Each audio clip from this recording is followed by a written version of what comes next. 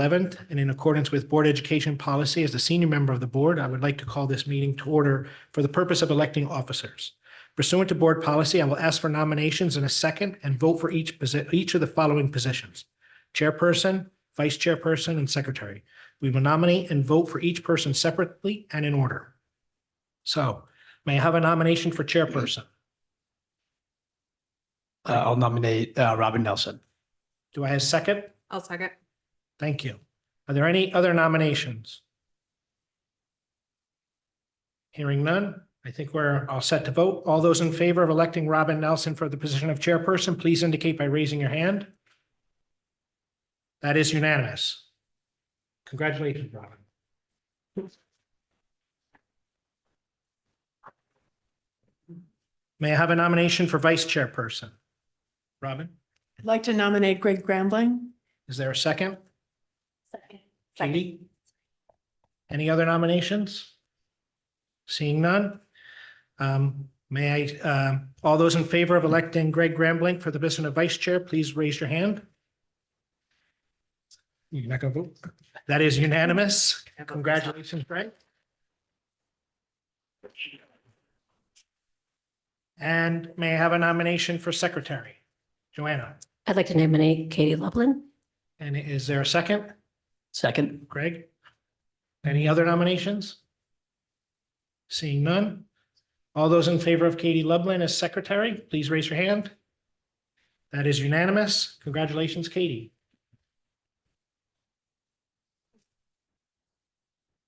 Now we'll now vacate and hand it over to Robin. You need to adjourn. Oh, meeting adjourn. All those in favor of adjourning the meeting? Motion. to adjourn. Motion, sorry. I'll So I'm motion. not in this chair. Second. All those in favor of, Greg's great. that is unanimous. We are adjourned. Nice work, Dunn. Well done.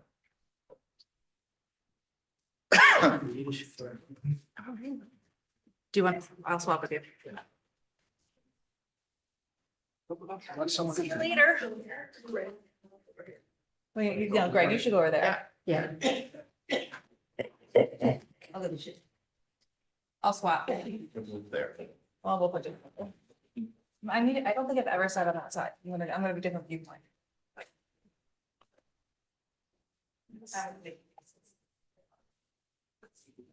You can move one down. I'm picking up.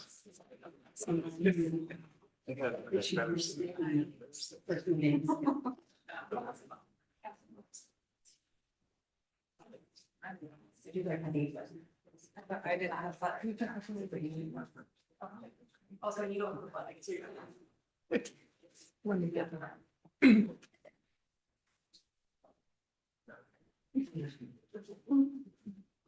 Not yet.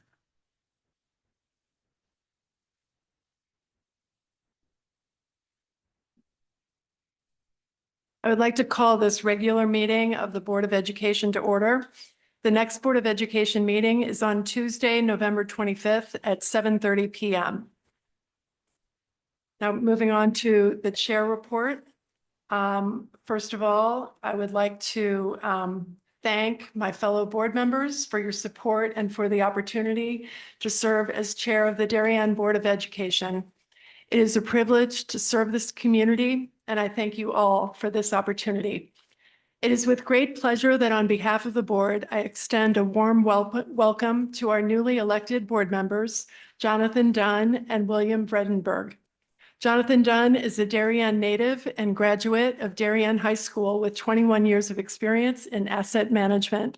William Vredenburgh joins our board with more than 32 years of service to our country as a West Point cadet, Army officer, and career in the FBI. On this Veterans Day, we thank you for your service. You both bring fresh perspectives as new board members, which will be a valuable asset to the board as we continue to work on our shared goals and vision for our district. I also would like to thank Katy Lublin for your continuing service on the board. Your experience both on the board and in volunteer roles serving our community on the Oxridge Building Committee as co-chair of Oxridge PTO and on the executive board of CDSP will continue to help guide our district in achieving our priorities in support of our students and schools. Finally, I want to thank our new superintendent, Dr. Eric Byrne, and each and every one of our 9 board members for your dedication and commitment to our students that this role requires. Dennis Maroney, Dave Brown, Sarah Parent, Katy Lublin, Greg Grambling, Joanna Walsh, Jonathan Dunn, and William Vredenburgh.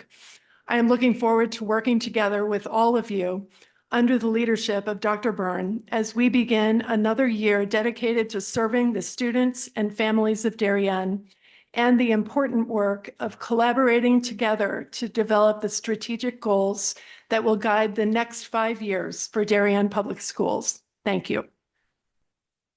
Now, moving on to public comment. Public comment.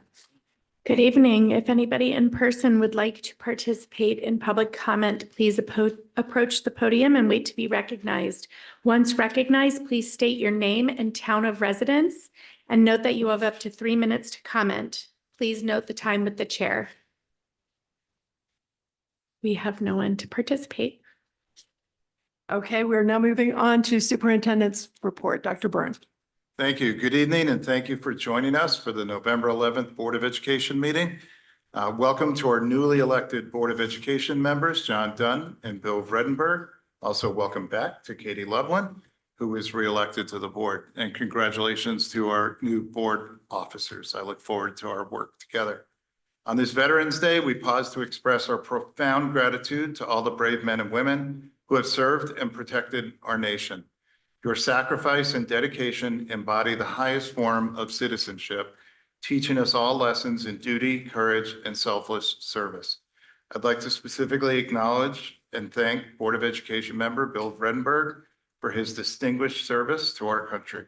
May we all take time today to honor our veterans and their families. Thank you, Bill. I spent my morning at Veterans Day celebrations at Oxbridge and Hindley, and I was so impressed by the programs delivered by the students, and it was an honor to meet a number of veterans from the Darien community. We had programs at all of our schools today honoring our veterans, and I truly appreciate the school community's appreciation for all those who have served our country. One last plug for tomorrow's Fireside Chat at 7 p.m. at Holmes Elementary School. The program is open to all in the community. It will be an engaging, informal discussion centered around the 3 C's of our vision of the graduate: communication, creativity, and curiosity. And thank you in advance to all who've submitted questions. And finally, I'd like to thank all the representatives from the town of Darien and our DPS parent organizations who took time to meet with me and the board over the past few weeks to learn about the new budget process. We had very good discussions and heard some helpful suggestions. And thank you to the members of the board for taking time out of your busy schedules to join those meetings. And that concludes my report for this evening. Thank you. Now we have the student representative reports. Ryan. So our students are well into the second quarter. We have a PLC day on Friday, and our girls field hockey team has their state semifinal as we speak right now. So hoping for a big win from them. To Miss Nelson, Mr. Grambling, and Mrs. Lublin, congratulations on your new positions on this board. This board has done great things with you guys on it, and see no reason why those cannot continue. To Mr. Vredenburgh and Mr. Dunn, congratulations on joining us on the board here. And yeah, it's great to have you guys here. To briefly add on to Ryan, I just want to say that today it was announced that the second musical will be Tick, Tick, Boom, which is very exciting. And then this Thursday, November 13th, the play Almost Maine will have its opening night. So get your tickets. Thank you.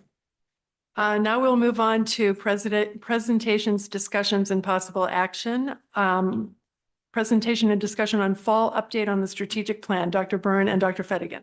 So Dr. Fedigan's going to do most of the heavy lifting for tonight, but I did just want to share with the board. So in thinking about all of our conversations around governance and being in that strategic position as a governance team, we've modified the presentation from what you've seen in the past. So I hope you'll appreciate that.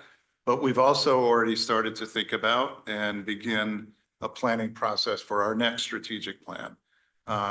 A few things that I could say about that is, one, we will have a plan that is very much aligned with the core mission of the school district and the work that we do.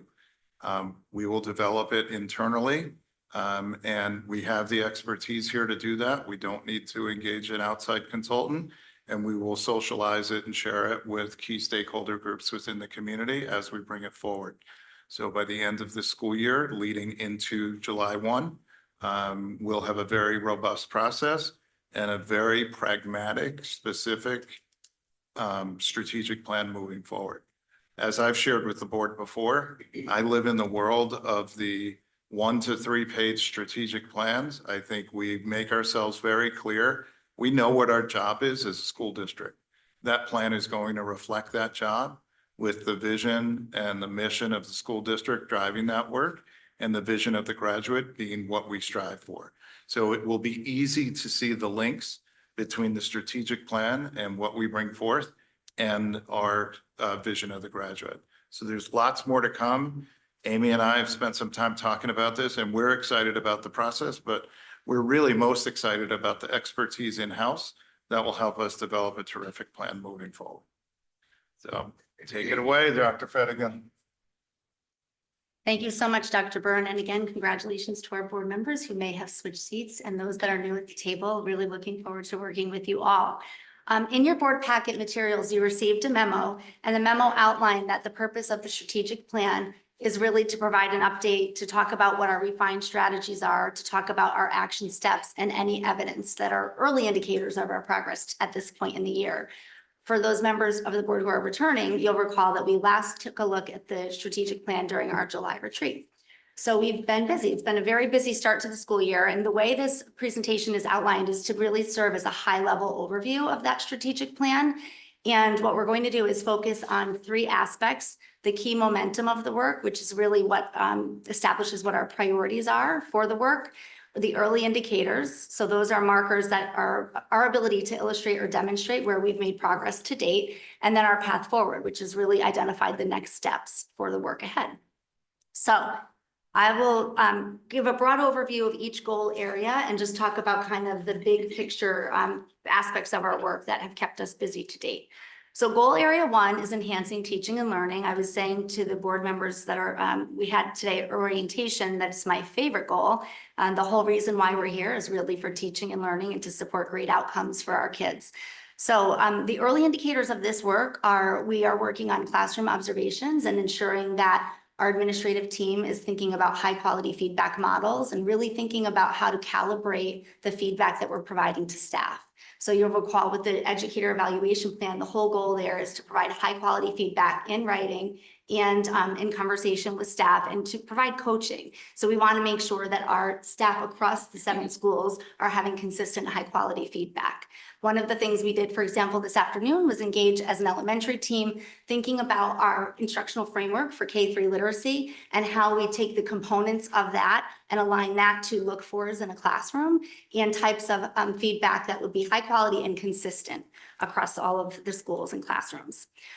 You know that we're implementing our new K-3 literacy resource that the board approved last spring. And so we've engaged in a lot of professional learning, including on our early release days and during PLC time, to really get to know that resource. And most importantly, to study instructional practice, because remember, the resource is just a tool.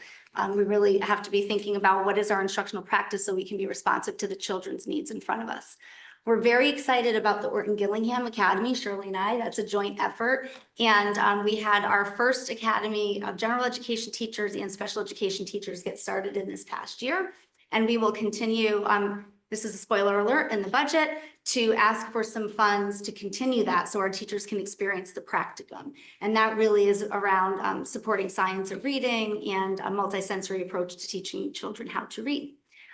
We are also thinking about our expansion of EduPlanet. So I want to extend gratitude again to the board for providing the resources to expand our use of EduPlanet. That's, remember, where we store our curriculum. And the reason why that is so important is this will allow our curriculum to be visible and transparent for families.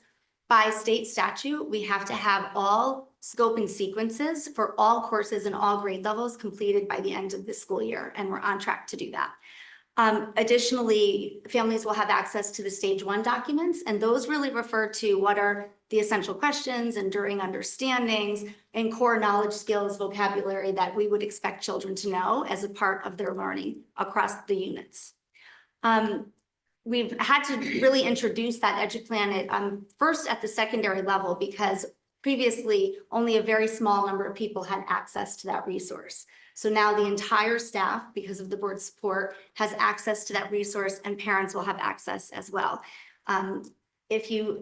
We'll talk about this more during curriculum committee meetings, but if you go to the website and you go under district information, teaching and learning, you can see the entire blueprint is there, and you can access curriculum for every discipline and all grade levels. If you went into mathematics, you would see K through grade 12 so that you can see the continuum and the progression of learning. So that's exciting work.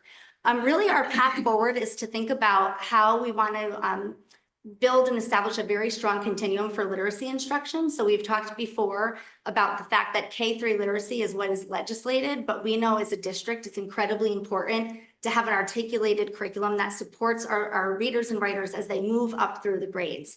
And so we will take our time being really intentional, and in this next year ahead, beginning now and into the next year ahead, thinking about study of 4-5 and piloting so that we can make sure that we have resources that are aligned and best meet the needs of our learners.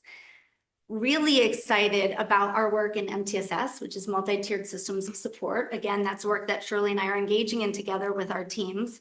And the purpose of multi-tiered systems of support is to ensure that all children receive high quality differentiated supports in their core classroom experience, and that those students who need additional supports would receive them at what we call tier 2, which is increased intervention, small group instruction, and then tier 3 really is around increased frequency and duration of those interventions. And we'll be talking with the board more in great detail about that in December, and talking about how we're going to be looking at data, our processes for making sure that we have consistency across the schools, and what the framework will look like. Remember, that is really a framework that supports all children and the whole child. So it's not just children who have service or intervention, it's every child and the whole child. We are also thinking about revising the assessment calendar. As we mentioned before, when we think about implementing a new resource, we want to make sure that when we think about curriculum, resource, instruction, that our assessments align. So we want to look to make the assessment calendar more efficient and remove any redundancies and do a gap analysis to see what we might be missing. And so you may hear a little bit more about that as well during the budget process with regard to universal screener. The other piece is I just wanted to mention again that the science assessments, one of the things we're looking at is ensuring that we're matching the assessments that go along with the NGSS assessment, summative assessment that students take at the end of the year, so that we're embedding those IAB, their interim assessment blocks that are standardized test-like circumstances and opportunities for children within the units of study, so that they're not just seeing that at the spring at assessment time, that they have practiced throughout the school year in that work. Can I continue on with goal number 2? Okay. Greg, is it? Greg? Is it on? Oh, there we go. Can I just ask a quick question? I know, just really follow up in terms of interreading, just a quick check-in. I know we've talked about like there's some professional learning days built in. How are the teachers doing? Are there any like early indicators in terms of like how they're adapting? How's the integration going? Are they getting enough professional learning, too much? I know there's a lot of like shared best practices amongst the teachers as part of that process. How is that being received so far? So this year, it was really critical to have that time for our staff, especially at the K-3 level, to really shift our focus to the science of reading. And so we're very grateful for that time in the academic calendar. We know that that was a one-year need. This past election day, the staff had some experience with coaches from HMH. And when that happens, Dr. Falcone and I are really designing what the instructional experience should look like for our staff so that it matches and best meets the needs of our learners. There was really positive feedback about that full day. One thing I will say is every district that we've spoken to, and we know this from our experience, has said, what I would wish I could tell my earlier self in like September and October was just wait, because by January, you're much more familiar with the resource. There are so many resources within interreading to support the needs and differentiation for all of our learners. And there's a lot there. So part of that is the teachers learning the resource well, so they can match strategies and match tools to meet the needs of their learners. And we've really benefited from having the teachers have that time to collaborate And I should also add that we're thoughtfully using our time during PLC meetings to continue that work so that we're unpacking units, which means we're taking a look at the modules, what are the learning goals, and talking about what is the instruction that's going to match that so that that's consistent across grade levels. Yeah, and I think that's a really helpful update. And I think that as we go forward, that's a really good thing to track, in particular, as I know that we've thought about, well, what will this look out as we roll this out to older grades to make sure that if there's learnings, ways to make it more efficient, that we keep that in mind. And as we track it, just thinking ahead, like towards the second half of the year, like making sure that we really do need those PLC days and time away from the classroom for the teachers. Yeah, and one of the things that I would mention is we are going to regroup the steering committee as we had as a model in our K-3 work, and we're going to approach that as 3-6. The reason why we want to bring grade 3 teachers into that is because they have this vast experience from what we've just done with the K-3 literacy resource. And we want to include 6th grade teachers because we want to ensure a really tight connection between the elementary level and the secondary level. So agreed, and our literacy work needs to extend up through the upper grades for reasons that we've spoken about here before. Joanna? Just building on that steering committee, when you first put it together, it lasted like 2 years. There was a lot of times that teachers left the classroom to do some of the work that they were doing collectively. Is this steering committee going to look a lot like that, or do you have a different process in mind? So the reason why that was, we received feedback from the state in December. So we really only had effectively the last 5 months of the school year. So that's why it seemed like it was 2 years. So we used the beginning of that time to engage in the district study. And then that following year was when we did the pilot. And then everything has to kind of fit alongside the budget cycle. So that's the reason why it was beyond 1 year. No, what we'll do is we're going to have a process where we begin to look at resources after we've done a district study this year. We would hope to pilot next year, and then we would see a recommendation in the following budget cycle. Knowing that we need to do some internal work to ensure that our students, as they move currently from grade 3 to 4, are supported and have strong alignment in their learning experience. Because it's a different resource that's being used. The other thing, as far as teachers taking time out of their classrooms, and we know the impact to instruction, and that's certainly something we want to avoid. I do want to say that it was a very powerful professional learning experience for teachers to have that. During that time, great collaboration across the levels. They often don't get enough time for 1st grade teachers, for example, to talk with colleagues from the other 4 schools. And so that was something, and their commitment to the work was incredible. And we should really note that again. They went above and beyond, and they often met outside of the school day on their own time because they just were so committed to the work.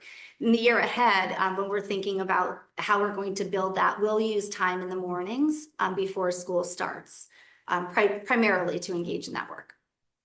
Okay. Are there other questions on goal 1? Because we can do goal 2. Okay. Moving right along. Goal 2 is fostering a culture that promotes wellness, diversity, and inclusion.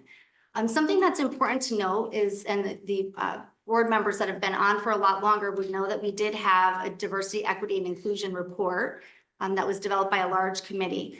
The key indicators or considerations of that report have been embedded and integrated into the strategic plan, because we want to ensure that we're looking at one plan and we're making connections, making the work more coherent. A lot of that, those considerations had to do really with having a strengthened MTSS process to make sure that we're advancing learning for all kids. And so you'll see that there also, it's around the climate piece and ensuring that we have learning environments that are really supportive of all students so they can thrive. The early indicators here are, we've implemented we're implementing now a revised K-5 progress report. And that was something that we did in collaboration with DEA. And so there are, anytime you implement something new like that, you want to make sure you have a feedback loop so you can understand, are we getting blisters anywhere? Is there anything that's causing concern? And so we've gotten some great feedback. We'll have the initial implementation. We have parent guides that are companion documents, so we'll help our families at home understand the learning progression and how those rubrics work. And then what we'll do is we will bring that committee back together again during PLC time or in the morning before school starts, so that we can get feedback from each of the 5 schools and make any revisions as necessary. We want to make sure we streamline that process so it's efficient for teachers while also maximizing the communication to families and giving families the information they need to understand where their kids are. The school climate committees have all met. We're very grateful that there's a lot of parent participation. Each of the schools by statute has a school climate committee made up of a school climate coordinator, typically the principal, various members, staff. In many instances, when it's appropriate, students will participate in those committees. And then we have a full district-wide committee that's overseeing what happens in all of the schools. And the function there is to take the data from the school climate survey that is issued to students, families, and staff and develop a plan for continuous improvements. Again, so we have environments where all kids can thrive. So the path forward, I've already kind of discussed those things, and we'll just know that the school climate planning cycle is iterative, and the survey is administered annually in the spring. And so we will share that data as we have done before with the board, and the board will, and everybody will be able to see the plans that are established as a result of that data on the school's websites. And I will just say, when we spoke about, when Dr. Dad was here and presented a few weeks ago, we talked about what report cards used to look like. I could not find one of mine, but you should definitely ask Amy, because she got some good scores in self-control and getting along with others. So you should definitely take a look at Amy's old report cards. I appreciate that, Dr. Byrne. I had the opportunity last week to go through some old family things in boxes, and I did find my kindergarten report card, and I'm sure it will appear in a curriculum committee presentation at some point.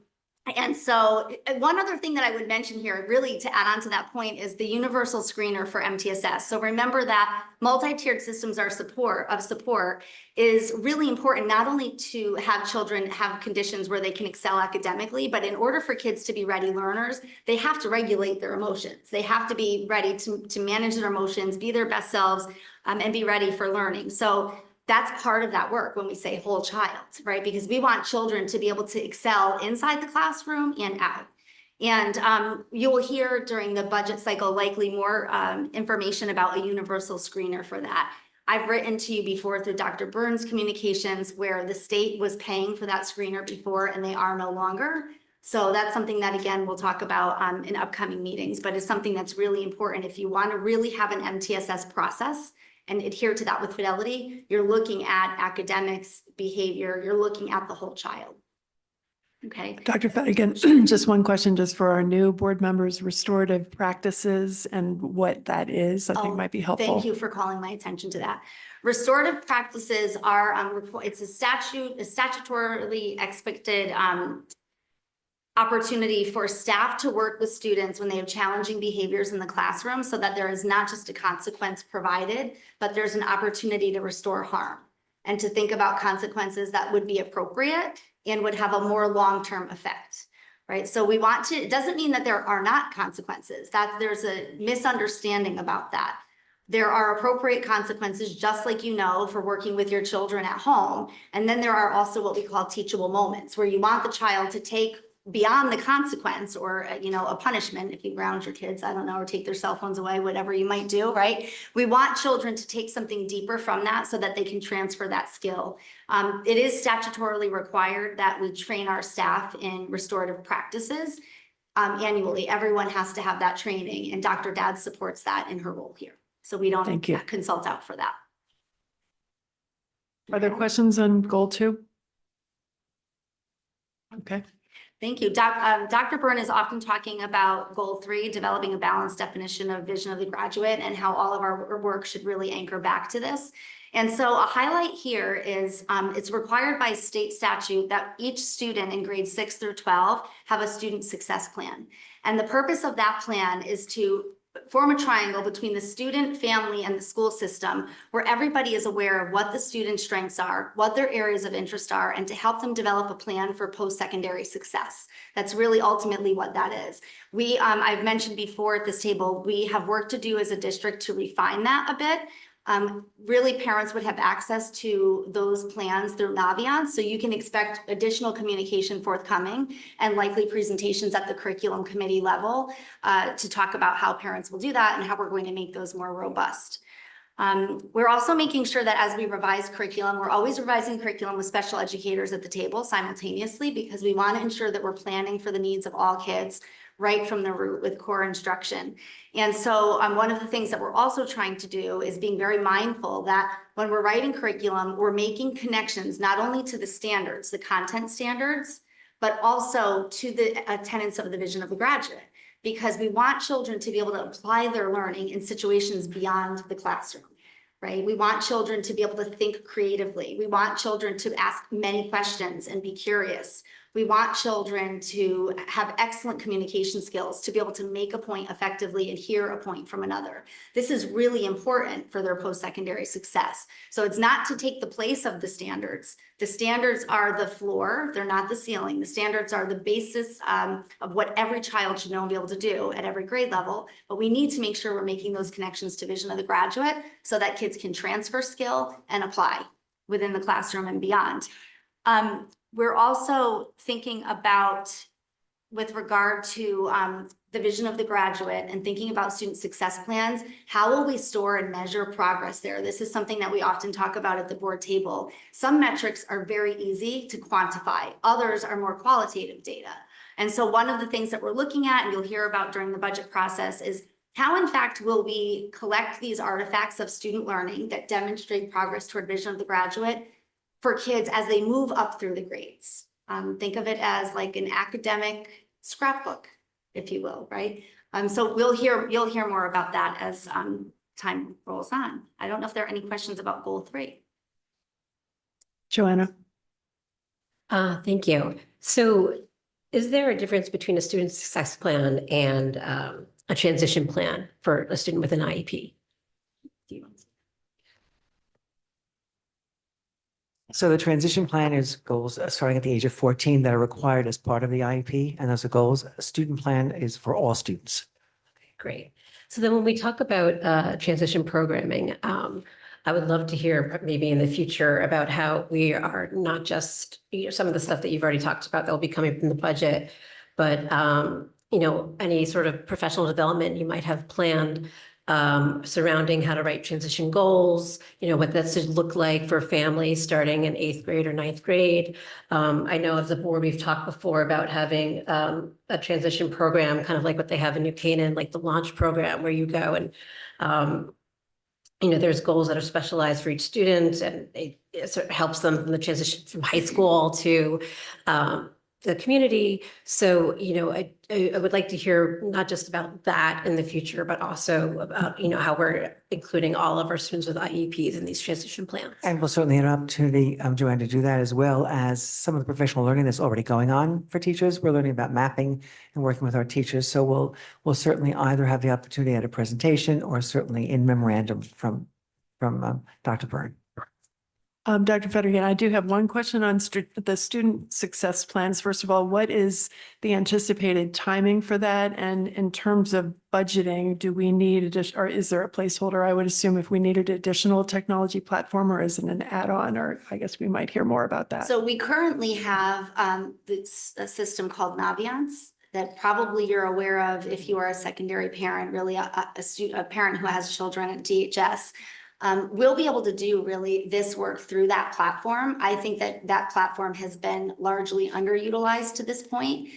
We do have some student goals already in there, so we're just underutilizing it. And so I have a meeting within this week with a rep from Naviance and some key players in the district, including Kathy Oster, Director of School Counseling, to really learn how we can maximize. My direction to Naviance is I need to understand how we can leverage this tool for this purpose. It can do it. And so we're also going to be connected with them as we move forward so that we can connect that work to our MTSS process as well. Like all of these pieces need to connect. And what would the timing be, or do we have an estimate yet? So we already are using student success plans. I think we have to expand our communication with families and just make them more robust and be more explicit about the fact that the students have these. Okay, So thank it's you. really in further development. And this is something that at a curriculum committee meeting, we can expect to hear more about in more detail. Great, thank you.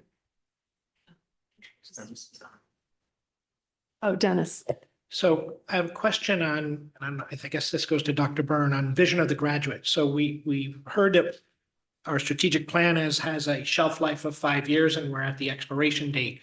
Is the vision of graduate have a shelf life as well? Because it was created at the same time, or is that written in stone and that's our 10 commandments that we move forward with, or will that be revised at some point? So I think we should always be taking a look at all of our documents. I would say just, if I think back to the opening of school and the comments I made to the staff, the research is pretty clear about the skills and attributes that live within the vision of the graduate, that this is what our kids need for success in the world today and beyond. So I think as a document, it was so well done initially that sure, we may have some tweaks along the way, and that's something we should look at. But it really is a North Star, I believe, based on where we are as a system and what the world, the business world, the international world is telling us our kids will need to be beyond high school. Katie? Thank you. Just one quick comment. I just wanted to say, Amy, that I really appreciated when you mentioned how you currently feel that Naviance is being underutilized. And I think that that type of efficiency and that type of creativity about what do we have and how do we get more out of it? What might we be looking to build up, and are there any tools for that? That's really exciting. So I just wanted to highlight that and say thank you. I'm excited about it too. I wish my kids were younger because it's underutilized where I was before too. And so it's going to be a wonderful opportunity. Think about how neat it's going to be for parents to see that progression 6-12. And my dream is to grow that actually pre-K-12. We wouldn't be using Naviance with our littles, but we can think creatively about how to do that to support transition across the elementary, middle, and high school too. Great. Greg? Yeah, just a quick follow-up on Dennis's and Dr. Byrne, thank you for the comments on that. I agree, just re-looking at the vision of the graduate, I think there could be some tweaks. I think that we as the board should just take another look at it, given we're doing the strategic plan. I know when I first joined the board, and I hear you say this word a lot, there's a key word that I think about when I think about Darien as a whole, which is the word excellence. It seems to be missing entirely from the vision of the graduate, which is a surprise to me. So I think certain little tweaks like that, I think could be helpful just as we go and visit the strategic plan overall.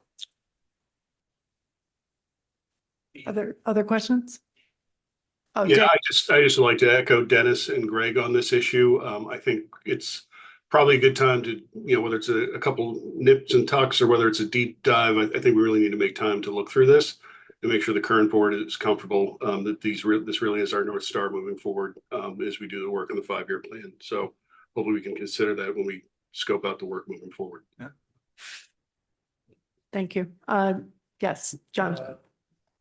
It's always that. Oh, okay. Sorry. Wait, yeah. New guy issue. In terms of expanding the software or the platform for that program, is that something that we've already paid for and is not using to its full capacity, or is there additional costs associated with more capabilities? So there should not be additional cost in this next initial implementation of what we're trying to do. I think that many times these programs also, these software programs, they develop their software and new add-ons happen and they're a part of what you have, but maybe it hasn't been introduced or you haven't had professional learning for it. So I think some of that has happened. And it's also about just being really consistent with expectations and having clarity around our expectations with staff and communicating to parents what they can expect to see. Thank you. Are there other questions?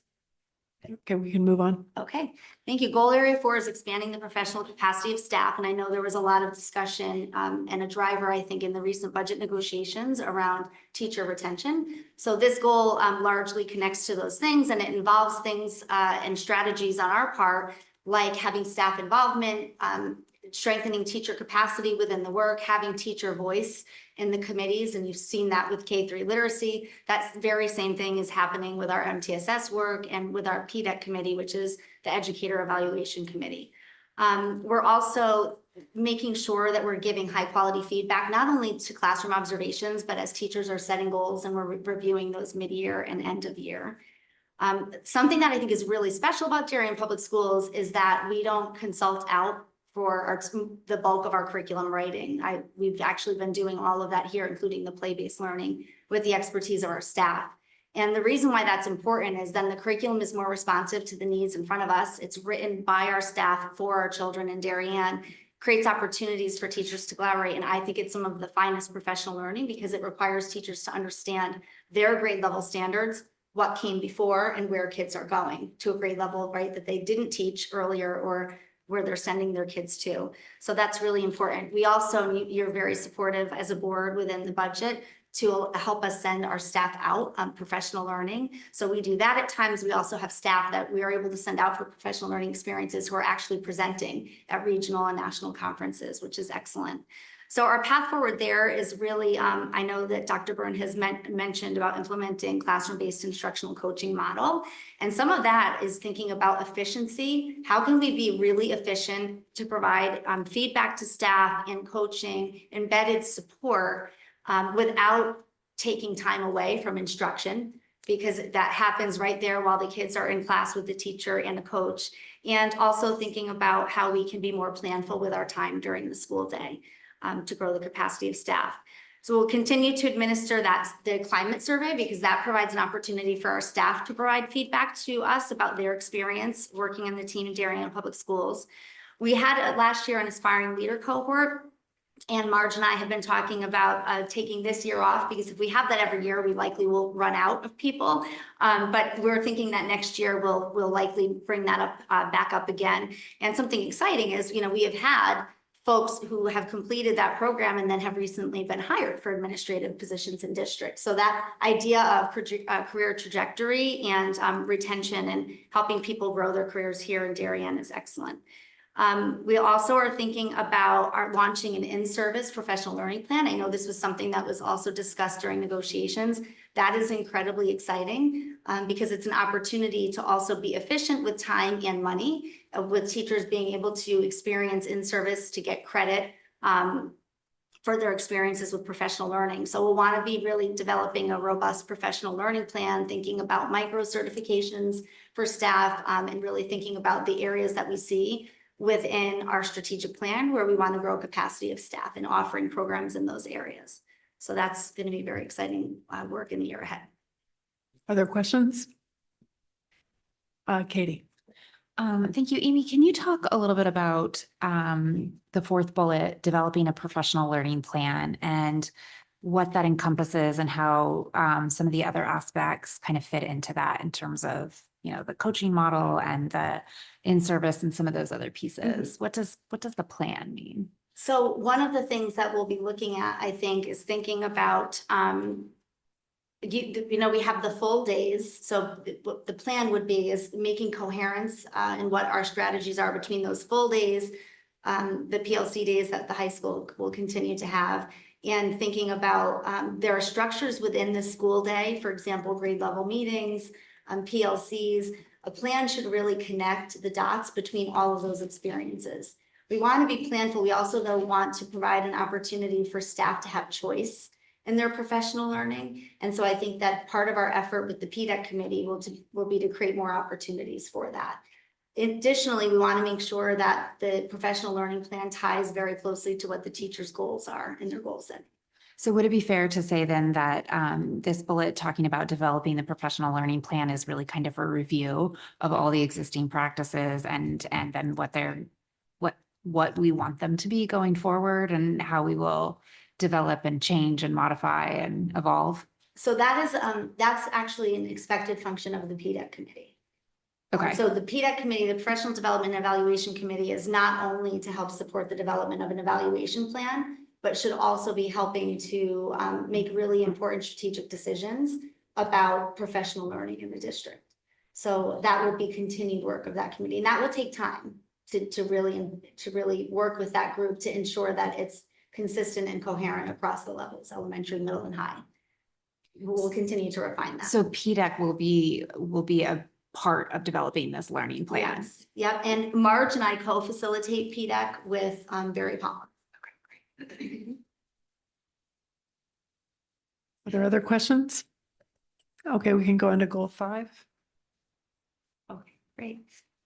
I just would add one other thing. The credit for professional learning, Katie, will be something, and we think about developing a robust catalog of experiences for staff. PDEC would be involved in that.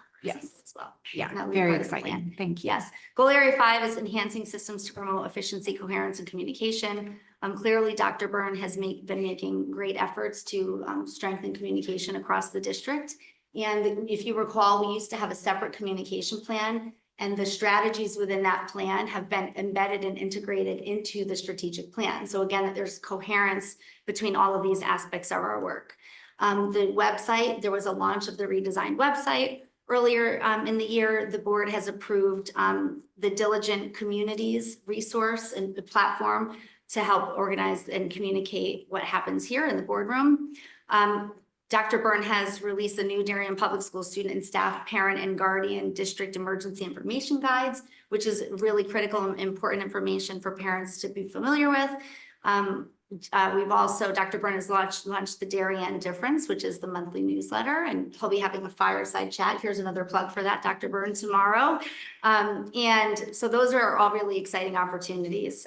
Again, we'll be thinking about inviting parents to parent universities throughout the year. We've scheduled the first one, which will be later this month on K-3 literacy. And then we will schedule the remaining 3 sessions throughout the year. So you can expect soon a communication on dates and topics for those. I know one of the things that we've been talking a lot about, for example, is executive functioning and supporting and growing our community understanding of what that is and how parents can be supported out. I actually had a request from one of our colleagues today wanting to select a topic for one of those nights. So All right. Tim McGuire is very interested in getting his hands on one of those nights or evenings or Excellent. afternoons, whenever we're doing them. Excellent. And that's a great point. What we're trying to do with the dates, actually, and I've mapped them out, is we try to pick different days of the week because everybody's calendars are different, and we'll do them at different times so that people will have more opportunities to attend at least one. And we'll make sure they're recorded too, so that families who aren't able to attend whenever they are or who want to reference them later will have access to do so. I have a couple of questions on this. First of all, with the board docs Diligent Communities, do we know when the board would be able to start using that I think our resource? target was January. We have a meeting with them this week, right? Yeah, we have a meeting this week on that Great. process. Okay, and then EduPlanet 21, approximately when would that be ready for parents to be able to access? So it curriculum? already is. Oh, It's okay. already ready for access, but one of the things that we talked about earlier today in the board orientation is supporting communication out to families. And so we'll think about whole group opportunities to do that. Perhaps there's some of Dr. Byrne's messaging. We'll think about also opportunities to do that at the school level and likely even classroom level. So everything is already available when you go to the district website under teaching and learning. You can Right. just click the curriculum blueprint. Great. Are there other questions on this goal?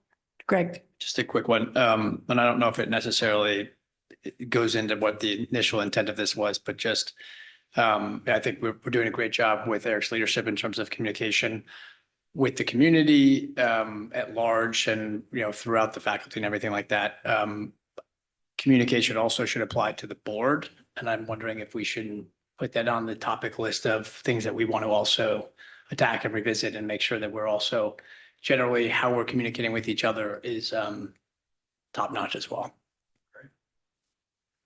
Other questions? All right, we can move on. Okay, thank you. Goal area 6, improving school facilities for student safety and access to learning. And certainly, Rich, if there's anything from facilities you want to chime in on, but I did appreciate earlier today that Mr. Vredenburgh also said to me, but all of that affects teaching and learning, right? Which is an excellent point. So as you're aware, we're engaging in a study for MMS. The board has recently approved funds for a comprehensive safety and security audit. So that's something that Dr. Byrne has shared with us and the timeline for that. We will be thinking about with that MMS study, the connection to teaching and learning so that with whatever is discussed, there will be recommendations that directly support what's happening in classrooms from the perspective of staff and students. And the path forward is really completing that study and sharing findings. I don't know. And that's coming up at the next board meeting. We'll be hearing from KG&D, the architects who have been conducting that study. And that same night, we'll have our demographic study as well presented. So 2 important pieces for discussion. Any questions on this goal 6? Okay, let's move on. And then goal set 7, improving technology to support teaching and learning. And something that does, to me, stick out in our current strategic plan is just the notion of ensuring that we're using technology to create efficient operations for staff and student learning. We do know that we want to have a very clear and careful balance of how we're using technology, especially with our youngest learners. And so thinking about how to be innovative while also ensuring that children have access to books in hands and that they're engaging in play is incredibly important. And on that note, I should also say that through the past budget cycle, the board's support of the play-based learning equipment has been outstanding, and we've been able to purchase, the kitchens for the classrooms, the sensory tables, all different kinds of blocks. And so those are really being enjoyed, and it's amazing what our kids are doing with those. An early indicator here of success is about the library media studies curriculum, K-5, and something that while Mr. McGuire, Tim and I weren't here when those spaces were designed, something that's critically important is thinking about how do we leverage those spaces so that they're really like 21st century and that they're really learning commons for our students. And so there are maker spaces there. We want to make sure that the curriculum we have matches what is possible in those learning environments. So that's something that we're working on. And all the scope and sequence is done for that already, K-5. And the path forward, making sure that we have our district technology council that is continuing to look at AI guidance, that technology is so rapidly changing. Dr. Byrne has mentioned before, we just want to be very careful and cautious with what we introduce to our students. We're very careful to ensure that everything that we use is vetted first through student data privacy. We want to make sure that we're helping our students and staff understand how to use AI as a tool. So that's new learning for everyone. We're also going to be thinking about providing staff access to staff resources, technology resources and tools. And I know that comes through the budget process. And something else is thinking about how we maximize our use of Aspen, the student information system. And I know that for one example, it sounds silly, but instead of mailing out the Smarter Balance assessment scores, we can do that from Aspen. So when you think about the postage, you think about the time of the people folding, putting everything in the envelopes, it's really not necessary, and it's better to have an electronic record of that anyway. So we're thinking about how to use that to make our work more efficient. Are there questions on goal 7? Sarah? It's not necessarily a question, but more of a request.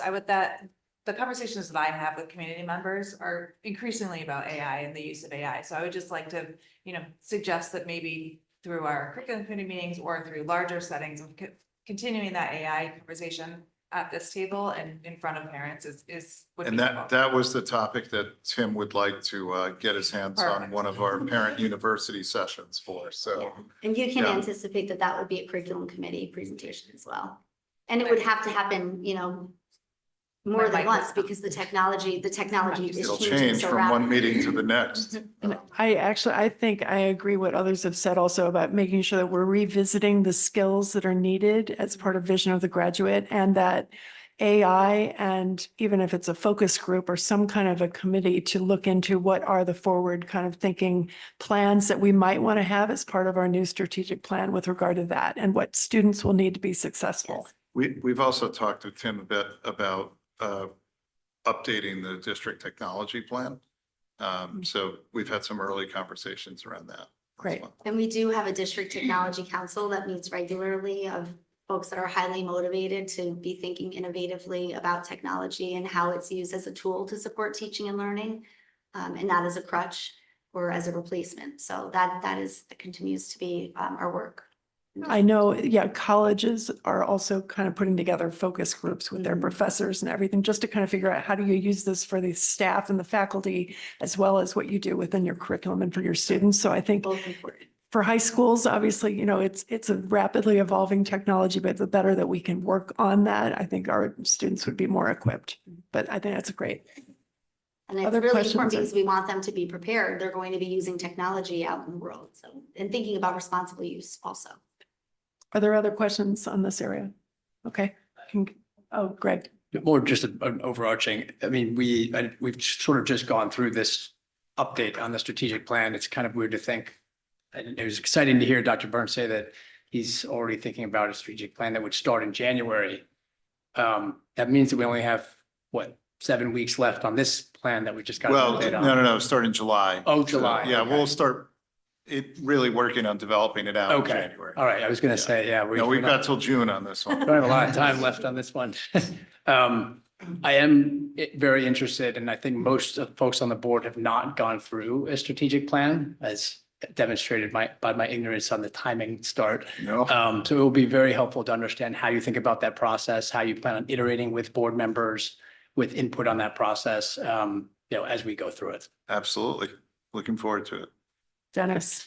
And for me, I thank you for this. This is really helpful and I like the condensed version, but I'm struggling with the condensed version and the full version and because thinking of RACI, responsible, accountable, consulted, informed, it feels like we're being consulted and we should be more accountable and responsible for this strategic plan. And the point that I'm making is, with the budget coming up, we have elements in here. Should we have some time? We have, in the full document, there's a little red, green, yellow traffic light that tells us where we are on track. But I'm wondering, if we get to the budget, maybe we take this to a higher level. And it's if, you request X number of dollars. If we give it 2X, do we get there twice as fast? Do we get double the results if we give you more money and try to have that level of conversation as opposed to just, this is where we are, this is where we're going. And let's try to think a little more ahead and try to build that into this. Will do. Excellent. Are there other questions or feedback? I just had one on 7. Amy, we talked about using it as a tool for students. Are we going to be thinking also of the flip side of using it as a resource for teachers to help free their time up from some mundane tasks to spend more time with students? I don't know if that's on the roadmap as well. Are you talking about with AI or with EduPlanet, which? Well, I think EduPlanet seems fine where that is in the track as a resource for understanding, the benchmark, what we're teaching to. I was just saying, I've seen where there's tools where you take an exam and the AI will grade your exam for you. And of course, there's always exceptions and you can always have a discussion, but, are we considering those tools on the make things easier for the teachers as opposed to just giving a resource to students? So I'm hoping that's part of the conversation as we move forward. Yes, it absolutely is. There are really amazing things that you can use AI for to provide students feedback. So we want to, again, be thinking about how to be innovative, thinking about how to make our work more efficient so we can be spending more time instructionally meeting the needs of the kids before us, while also having a very careful balance to make sure we have strong relationships, make sure that the teachers really do know their students and are progress monitoring with their own eyes. But that is definitely a central part of that discussion, Dave. Awesome. Thanks, Amy. Welcome. Thank you. Other questions? And as Dennis mentioned, so the appendix is a link to the full strategic plan with the color coding system that the board has been using in previous years. Okay, so if there are no other questions on the strategic plan, we can go to the consent agenda, and I will just run through quickly the items on the agenda. Approval of minutes. Do the motion first to open it. Thank you. Motion to approve it, second, then discussion before the vote. I'm going to may I have a motion? Wait. Yes, Yeah, you, motion to motion to approve. May I have a motion to approve the consent agenda? Dennis? Sarah? Okay, so is there any discussion on the consent agenda? And I'm going to run through the items on the agenda. Approval of minutes, acceptance of contemplated gifts for Henley projector screen, acceptance of contemplated gift for Holmes bike racks, and board committee reports. I know I have one question just for clarification on the Holmes bike rack gift. Is it says it's a $6,800 gift, but it's just a $2,000 cost. So my question is the installation cost $4,800? I was just curious about why that was so high, if anyone knows. That's what it says in the description of it, is that it's for the installation and the actual thing. So both of the gifts, whatever the difference is the installation of it. Is it bolting it to the school or something? Is that, or concrete? I think you need a specialized mat.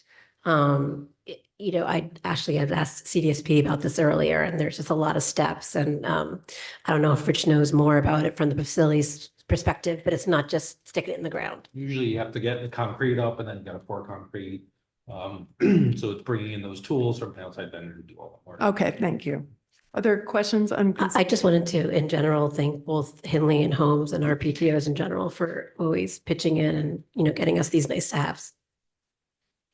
I agree. These are great gifts, and I thank the PTOs for helping to provide more for our schools. Are there other comments or discussion on consent agenda? Okay, so may I have a Vote. everyone in favor of voting to approve the consent agenda? That is unanimous. We didn't. Dave, Dave voted yes, he hit the wrong. yes. Thank you, Okay, so Dave. that is You unanimous. disappeared. There you are, you're back. Okay, moving Missed on. Follow-up action items. I don't believe we have any follow-ups. And then we'll open it up for public comment.